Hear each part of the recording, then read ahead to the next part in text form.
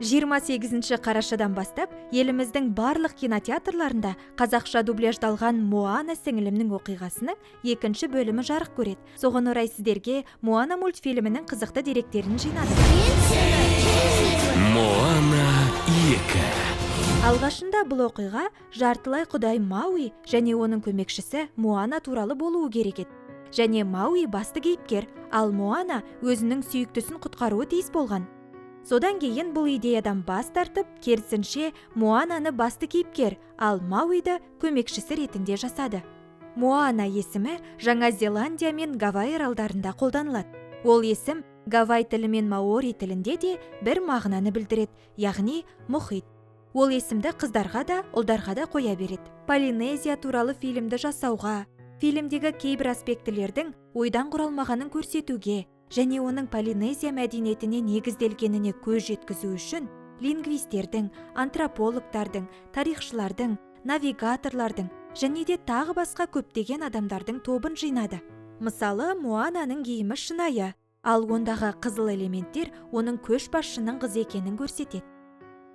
Моана рөліне арналған кастинг те өте ұзақ уақытқа созылған. Кастинг 14 пен 30 жас аралығында болды.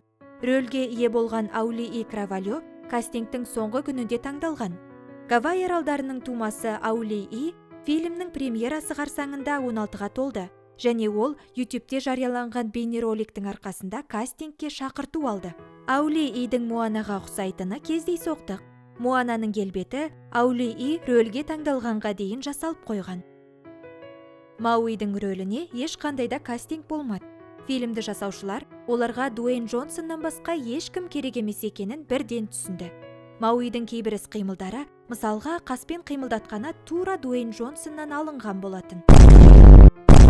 Ескере кетсек, Моананың фильмін көп күттірмей түсіре бастады.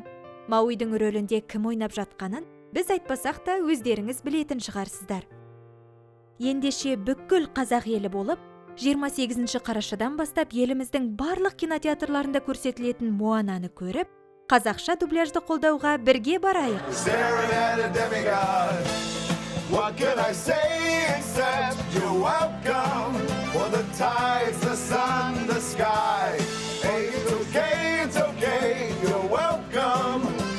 I'm just an ordinary